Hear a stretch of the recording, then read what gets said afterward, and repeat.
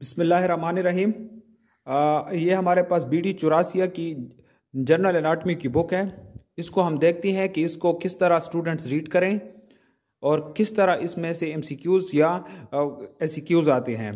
तो सबसे पहले चैप्टर नंबर 1 जो इंट्रोडक्शन है, human anatomy is the science which deals with the structure of the human body. Human anatomy जो है जिसमें हम ह्यूमन बॉडी के स्ट्रक्चर को स्टडी करते हैं। ठीक है, तो ये डिफिनीशन ह्यूमन एनाटमी की बहुत ज़रूरी है, इंपॉर्टेंट है MCQs के लिहाज से, और वाइवा में भी पूछ सकते हैं sir. Term anatomy is direct from a Greek word anatome meaning cutting up. जो टर्म एनाटमी है वो ग्रीक वर्ड एनाटोम से ड्राइव्ड है और एनाटोम के मतलब हैं cutting up. The term dissection is the Latin equivalent of the Greek anatome. जो टर्म डाइसेक्शन है वो लेटेंट इक्विवेलेंट है ग्रीक एनाटोम के। ठीक है, यहाँ तक जो है थ्योरी जो लिखी हुई है ये बहुत इंपॉर्टेंट है MCQs के लिए भी और SCQs के लिए, बाकी जो है इतनी इंपॉर्टेंट नहीं है। अब हम देखते हैं सब डिविजन्स ऑफ एनाटमी। एनाटमी के सब डिविजन्स कौन कौन सी हैं। ठीक है, तो सबसे पहले है कैडेवरिक एनाटमी। कैडेवरिक एनाटमी की ये एक डिटेल लिखी हुई है। इसमें क्या करते हैं हम, प्रिजर्व जो डेड प्रिजर्व्ड बॉडीज होती हैं उसको नेकेड आई से स्टडी करते हैं। ठीक है, जिसमें हम डिफरेंट पार्ट्स को स्टडी करेंगे। अब क्या है कि कैडेवरिक एनाटमी को जो है उसको दो डिविजन्स में डिवाइड किया गया है। एक है रीजनल एनाटमी। रीजनल एनाटमी में हम पार्ट्स को पढ़ते हैं, जैसा कि अपर लिम्ब को पढ़ेंगे, लोअर लिम्ब को पढ़ते हैं, थोरैक्स को पढ़ते हैं, एब्डामेन को पढ़ते हैं, हेड को पढ़ते हैं, नेक को पढ़ते हैं और ब्रेन को पढ़ते हैं। अच्छा, तो ये हमारे पास ये हेड है। हेड के अंदर क्या होता है, ब्रेन। तो हेड और ब्रेन को पढ़ेंगे रीजनल एनाटमी में। फिर ये नेक रीजन है, नेक को पढ़ते हैं। ये जो है ह्यूमन में ये इसको अपर लिम्ब कहते हैं, इनको इस रीजन को थोरैक्स कहते हैं और इस रीजन को एब्डामेन कहते हैं, और ये जो हमारे पास हैं, ठीक है, लेग्स को लोअर लिम्ब कहते हैं। फिर इसकी दूसरी ब्रांच है सिस्टेमिक एनाटमी। सिस्टेमिक एनाटमी में हम जो पढ़ते हैं वो सिस्टम्स को पढ़ते हैं। ह्यूमन बॉडी में डिफरेंट सिस्टम है, जैसा कि स्केलेटल सिस्टम है जिसकी स्टडी को ऑस्टियोलॉजी कहते हैं। फिर मस्कुलर सिस्टम है, इसकी स्टडी को बायोलॉजी कहते हैं। फिर आर्टिकुलेटरी सिस्टम है जिसको स्टडी को आर्थ्रोलॉजी या सेंडिस्मोलॉजी कहते हैं। फिर वस्कुलर सिस्टम है जिसको एंजियोलॉजी कहते हैं। फिर नर्वस सिस्टम है जिसकी स्टडी को न्यूरोलॉजी कहते हैं। एंड रिस्पिरेटरी, डाइजेस्टिव, यूरोजेनिटल और एंडोक्राइन सिस्टम है जिसकी स्टडी को स्प्लैंक्नोलॉजी कहते हैं। ये जो स्केलेटल सिस्टम है, ऑस्टियोलॉजी जिसकी स्टडी को कहते हैं, इसमें बोन्स को स्टडी करते हैं। मस्कुलर सिस्टम जिसकी स्टडी को मायोलॉजी कहते हैं, इसमें मसल्स को स्टडी करते हैं। जो ह्यूमन बॉडी में 3 किस्म के मसल्स हैं, स्केलेटल मसल्स, कार्डियक मसल्स और स्मूथ मसल्स। फिर आर्टिकुलेटरी सिस्टम जिसको आर्थ्रोलॉजी या सेंडिस्मोलॉजी कहते हैं, जिसकी स्टडी को इसमें जॉइंट्स को स्टडी करते हैं। फिर वस्कुलर सिस्टम जिसकी स्टडी को एंजियोलॉजी कहती हैं, इसमें वेसल्स को स्टडी करते हैं।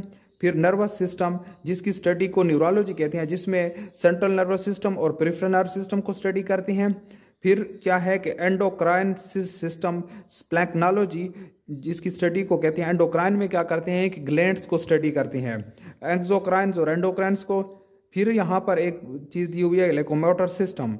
लोकोमोटर सिस्टम किस चीज़ पे इंक्लूड है, ये osteology, arthrology and myology. Osteology bones हैं, आर्थ्रोलॉजी जॉइंट्स हैं और मायोलॉजी मसल्स हैं। तो MCQs अगर आ जाए कि लोकोमोटर सिस्टम कंसिस्ट ऑफ, तो ये 3 सिस्टम पे कंसिस्ट है। ठीक, बाकी हर सिस्टम की स्टडी को क्या कहते हैं ये भी आना चाहिए, MCQs के लिए इंपॉर्टेंट है। फिर क्या है लिविंग एनाटमी। लिविंग एनाटमी में इसने क्या किया है, लिविंग एनाटमी में हम क्या करते हैं, इंस्पेक्शन करते हैं।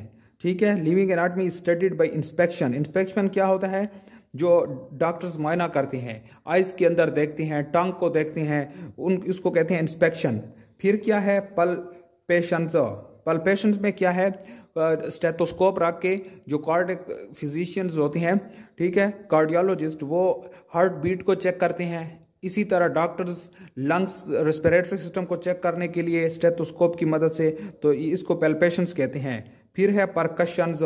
परकशंस में किस तरह करते हैं डॉक्टर्स, अगर कुछ एब्डोमेन में किसी चीज़ को, स्मॉल इंटेस्टाइन इन पार्ट्स को चेक करते हैं तो एक हाथ की मदद से उस जगह को टेप करते हैं, तो इसको कहते हैं परकशंस। फिर है अस्कल्टेशंस।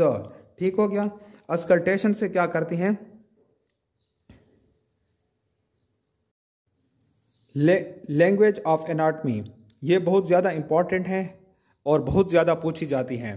ऑस्पिस में जिसको वाइवा कहते हैं उसमें भी पूछी जाती हैं, वैसे भी एमसीक्यूज़ के लिहाज से भी बहुत इम्पॉर्टेंट हैं, और ये आगे जो एनाटमी है उसमें भी बहुत ज़्यादा यूज़ होती हैं।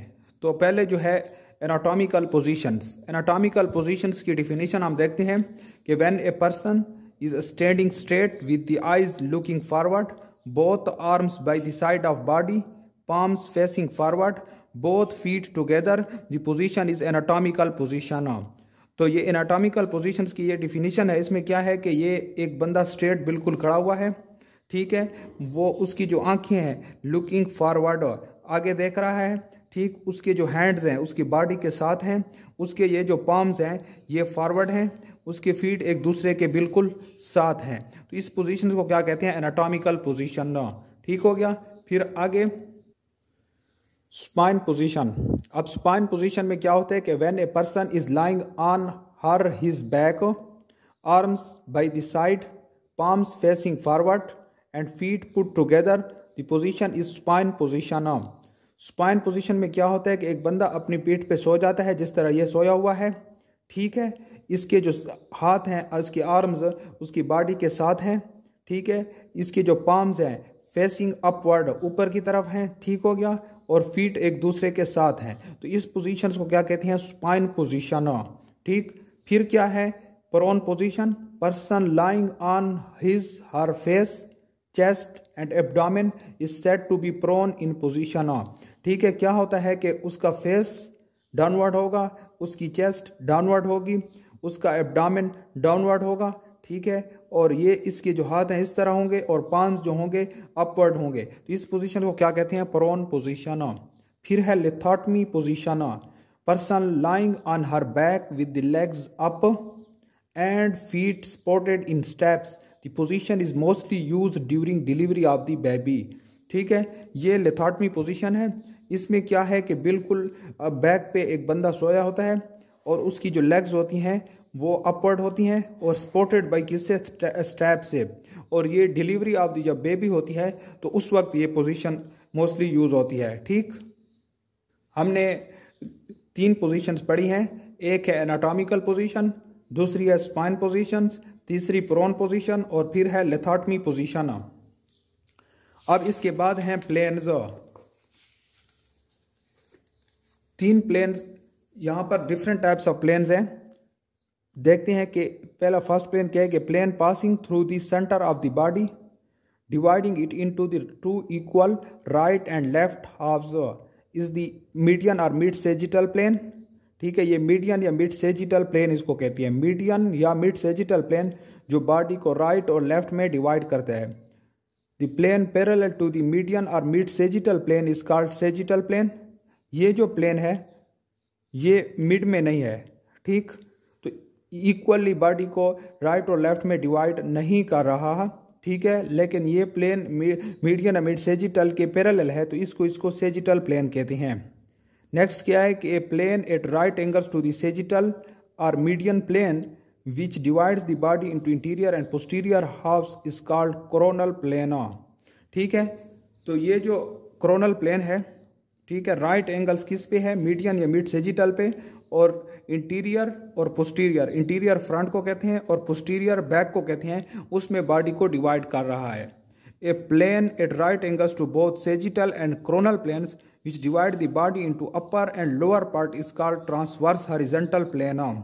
ठीक, तो ट्रांसवर्स हॉरिजॉन्टल प्लेन ये है जिसमें अपर पार्ट ऊपर और लोअर पार्ट नीचे हो जाता है, बॉडी को अपर और लोअर पार्ट में डिवाइड करता है, इसको horizontal plane, transverse horizontal plane कहते हैं। ये बहुत मोस्टली यूज होते हैं और बहुत ही इंपॉर्टेंट हैं। मिड सेजिटल, मीडियन प्लेन या मिड सेजिटल प्लेन और कोरोनल प्लेन, ये बहुत ही इंपॉर्टेंट हैं। फिर क्या है कि अब्लीक प्लेन, ये कोई इतना इंपॉर्टेंट नहीं है। And any other plane other than coronal, transverse and mid sagittal plane is called oblique plane. ठीक हो गया। फिर है cardinal plane, if any plane traverses the centre of the body it is called cardinal plane. ठीक, तो some other terms जो है fundamental position, it is same as anatomical position except that palms are facing the body. ठीक, It is the comfortable position and is not important from anatomy point of view. Fundamental position क्या है? Anatomical position की तरह है. palms जो हैं are facing the body की तरफ होती हैं, ठीक हो क्या? तो इसको क्या कहते हैं? Fundamental position. एनाटॉमिकल पोजीशन और फंडामेंटल पोजीशन में डिफ्रेंशिएट करना बहुत इंपॉर्टेंट है. सेंटर ऑफ ग्रेविटी क्या है? The point where 3 cardinal planes just intersect the body is called centre of gravity. Cardinal plane क्या होता है कि if any planes transverse the centre of the body is called cardinal plane. अगर कोई भी plane जो सेंटर ऑफ द बॉडी से पास होता है उसको क्या कहते हैं? Cardinal plane. जो 3 कार्डिनल प्लेन्स एक दूसरे को जिस पॉइंट पे इंटरसेक्ट करते हैं उसको क्या कहते हैं? Centre of gravity.